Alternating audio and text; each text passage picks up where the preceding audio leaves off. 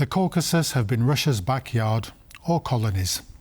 Putin's recent visit to Azerbaijan accompanies increasing Western presence in the backyard. Time to teach former colonies to behave? Or will they eventually leave Russia's tender embrace? Join me, Darasz, for How We Got Here. Russian leader Vladimir Putin paid a two-day visit to Azerbaijan on August 18th and 19th. His goal was twofold. On one hand, he sought to reconcile two former Soviet republics, Azerbaijan and Armenia, after the former launched a lightning military campaign in September 2023 into the Nagorno-Karabakh region that had been occupied by the latter for about 3 decades. I would like to emphasize that Russia will continue to contribute in every possible way to the normalization of Azerbaijani-Armenian cooperation. We are also ready to facilitate the delimitation and demarcation of the border, bearing in mind that we have relevant documents since the time of the Soviet Union. While talking with Azerbaijani President Ilham Aliyev, Putin brought up the Soviet Union, his favorite leitmotif, and not by a mere coincidence. Russia's strongman seeks to shore up ties in the South Caucasus using the USSR blueprint at a time when at least one of its former constituents, Armenia, feels sour about its former overlord's sluggish reaction to the Azerbaijani onslaught on Nagorno-Karabakh. The sense of unreliability encouraged Yerevan to warm up to the West. This showed clearly during Nikol Pashinyan's visit to Paris in February this year. In the field of defense, we have established new relations, which is essential for ensuring security and stability in the region. The Republic of Armenia recognizes the territorial integrity of all its neighbors, and in this sense, the development of the defense capabilities of the Republic of Armenia cannot cause worries for anyone. This did not come to the liking of Azerbaijan. France's policy of militarization in the region poses a serious threat in the context of normalization processes between Azerbaijan and Armenia. The war in Ukraine and the escalation of hostilities in the Middle East have drawn Moscow's attention away from its satellite allies. Putin's visit to Baku could be seen as a reminder to President Aliyev that the Russian watchdog is still running around the yard, unchained.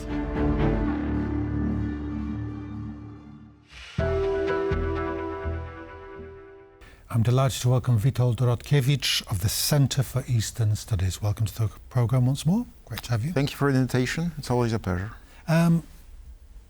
President Putin's recent visit to Azerbaijan, what are your immediate thoughts about? Is it a former overlord visiting his subservient country? What's the relation? Well, there are some overtones of that, but I think the relationship has changed, and it's a complicated relationship, and there are still reflexes on the Russian side and kind of mental habits which kind of are stuck in this hierarchical relationship, but it's not. I don't like using the term colonial for this particular post-imperial. I would call it a post-imperial situation.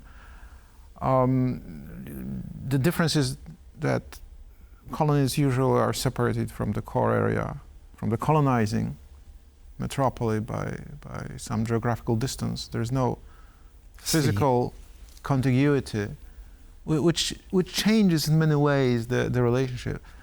But even more, I think the colonial situation does not provide for at least parts of the colonized population to become part of the imperial elite. I mean, to take the British example, you know, the British aristocracy would not marry with the Indian aristocracy, right? And it was impossible, you know, today it's possible. It's been in the 19th century, 18th century, or even 20th century, up till 1945. It was impossible for an Indian to become a high-rank cabinet minister, let's say. Whereas in territorial empires like the Russian one, and to a certain extent even Austrian one and the Ottoman one, it was possible for people recruited originating from the conquered territories and conquered peoples to advance. So you could make a career in... You can make a career. So to take Azeri relationship, the local warrior caste, with some ambiguity and not without problem, but basically was granted the rights of the Russian nobility. So it meant they were able to make careers in Tsarist service, because the original construction of the empire was not predicated on the existence of a national state. So it was, the Muscovite, the Russian Empire, arose before Russia became a national state, which kind of changes the dynamic and changes the relationship. Also, the degree to which the Russian Empire was poor and weak in terms of resources. So it meant that they really, even if they tried, they really could not interfere very deeply in the local social structure, local customs, local mores, and so on and so on. So it's more of an indirect empire than a direct empire? Well, it was direct, but it was not.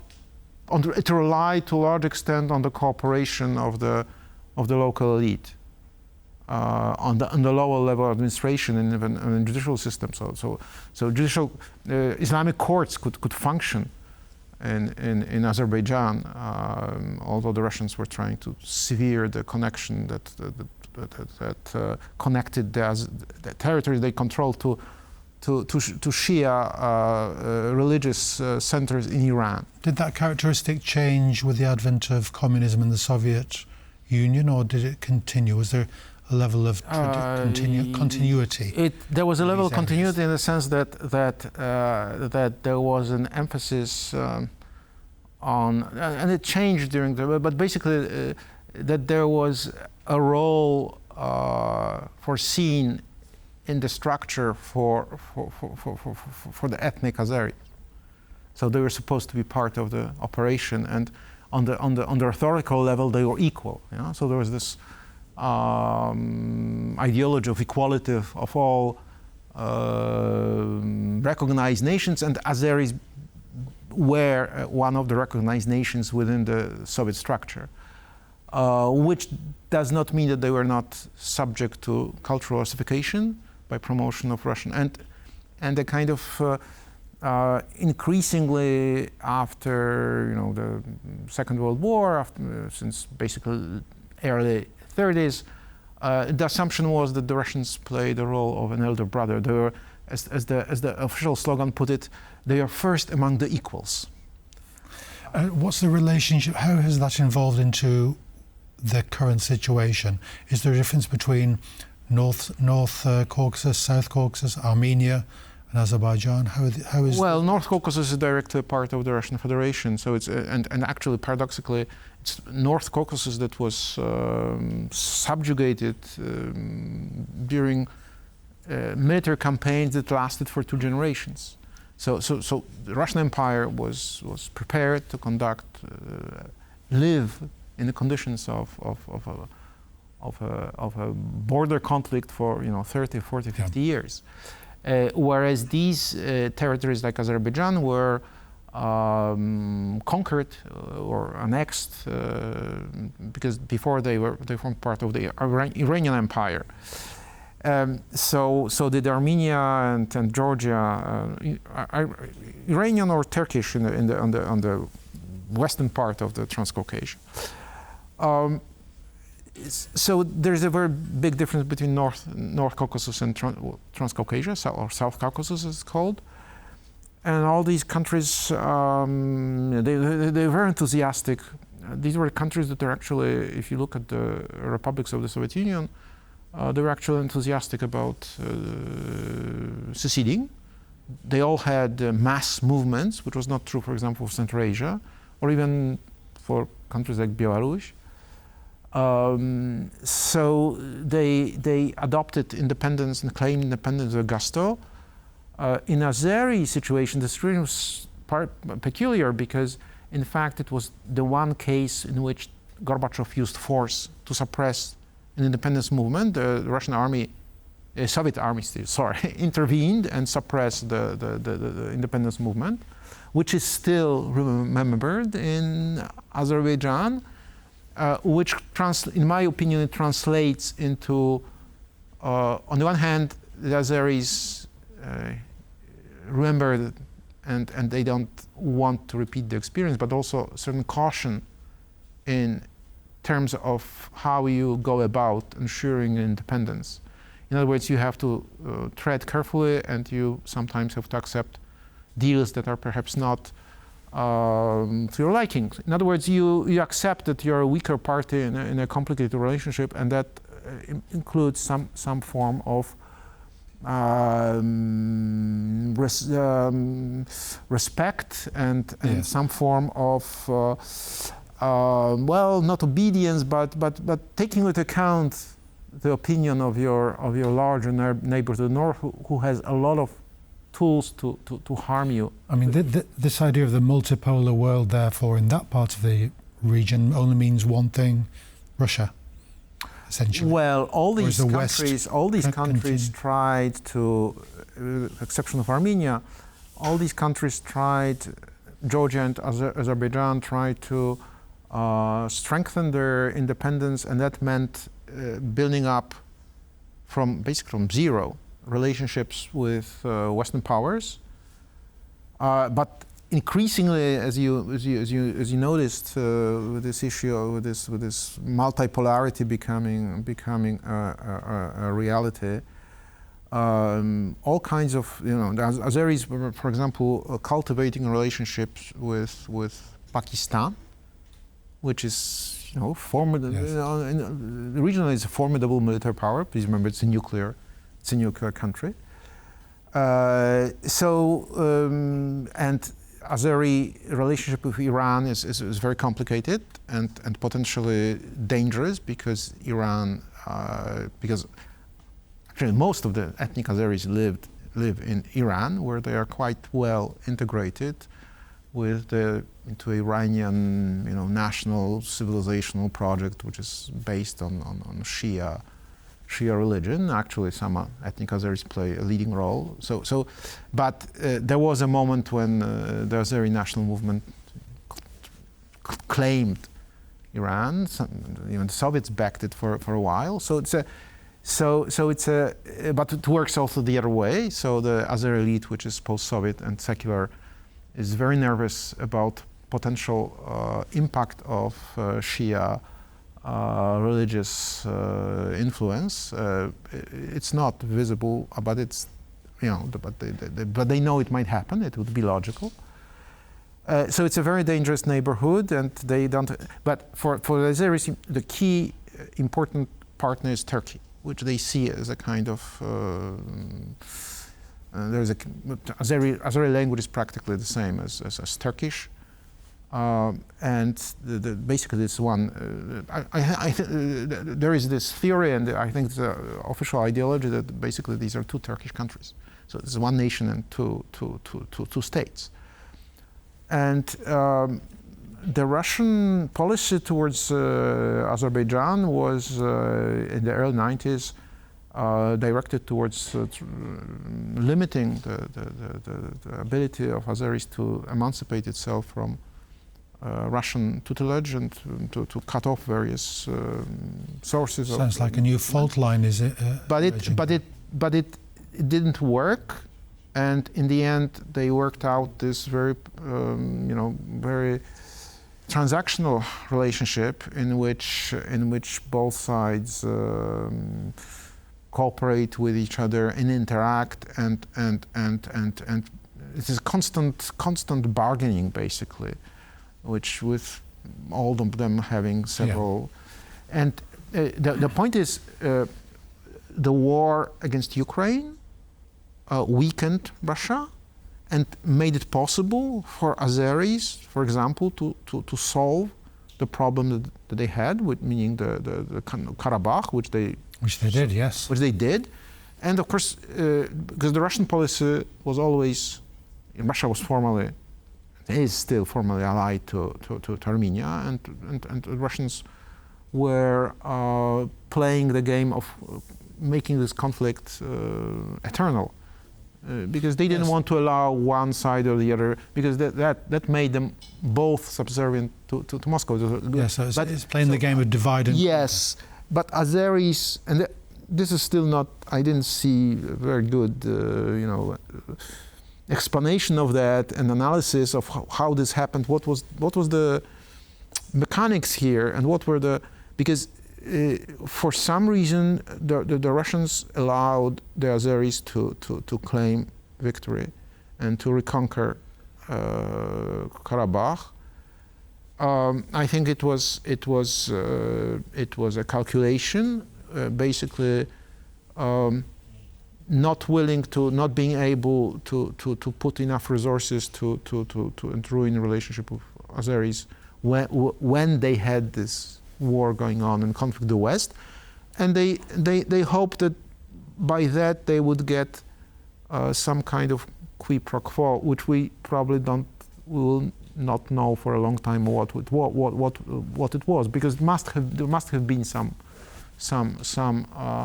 promises, at least on the other side. Yes. It's interesting that just before the opening of attack on Ukraine in February, just a few weeks before, Russia and Azerbaijan signed a very seriously looking document, which actually declared that they are allies. There is no clause about military help in case of attack on the other side, but the term ally is used very. It implies a parity of it implies the parity, but also states. implies, because please remember that Azerbaijan joined and then rescinded its membership in the Russian-led post-Soviet military alliance, the so-called Tashkent Treaty, in 1999, and didn't come back to it. Azerbaijan also refused to join the Russian-led economic integration structure, the so-called Eurasian Economic Union, which demonstrated, since Azeris have this, are independent in the sense of resources, they have oil, they are very rich, so Moscow could not use the same economic leverage as it could against practically all the other post-Soviet states, and also had this real supporter and ally in Ankara, with which the Russians had big things in place, so they could not afford to alienate the Turks by, So it's a complete, and this of course requires constant fine-tuning, and that's why the visit. And of course, Azerbaijan, please remember, from Azeri point of view, and also from Russian point of view, Azerbaijan is also part of the Middle Eastern equation. Azerbaijan has very close ties with Israel. So when there's this huge conflict in the Middle East, which has the potential to involve Iran, please remember, Iran is a direct neighbor. The ripples. And Russia has a very close relationship with Iran, which is getting tighter and tighter during the last 2 years during the war. And Turkey also plays a role. So the leaders have to meet every now and then, and really, because again, both systems are dictatorial to make complicated things simple. The guys at the top really run foreign policy and have all the threads in their hands. So person-to-person meeting on the top is absolutely necessary. And I think this was for some reason, and also it's significant that it's Putin who came to Aliyev. It might have to do with various things having to do with the Middle Eastern crisis, but also practical things. Russia relies on Afghanistan to redirect its commercial trade routes, which were almost all, directed towards Europe. Now Russia is looking for alternative routes to Yes. world market, and the southern one, which potentially goes towards India, is an extremely important one. So this is the other thing is the traditional Armenia. direction. The other thing is Armenia, because Armenia, after the war, changed its tack. Armenia was not and perhaps this was one important reason why Putin allowed Azeris to defeat Armenia, because they didn't like the leadership there. That's very simple, because it was a leadership that that came to power on the wave of popular protests, which the people of the Kremlin hate popular protests, and anyone who comes up on top of the leader of the popular Yes. protests against the establishment is in their cards is suspect, at least suspect. It's an enemy. Yes. So now there's this issue of formalizing the end of the war and the border treaty and demarcation of the border. And it's both sides still need Russia. They want to, but the Russians actually, after that meeting, came up with a very clear declaration that they are blaming Armenians for not going on with the border treaty demarcation. Hence, they kind of put their weight on the side of telling the Armenians. Azeris. Why? Well, I think they are continuing this idea. They want to cultivate Aliyev and Azeris as the kind of the major sort of favorite ally in this part of the continent. But of course, this is not very deep. This is all transactional. This is all, today rented, it's not like rented power. Right. It's not like they are building a kind of in-depth alliance or thing like that.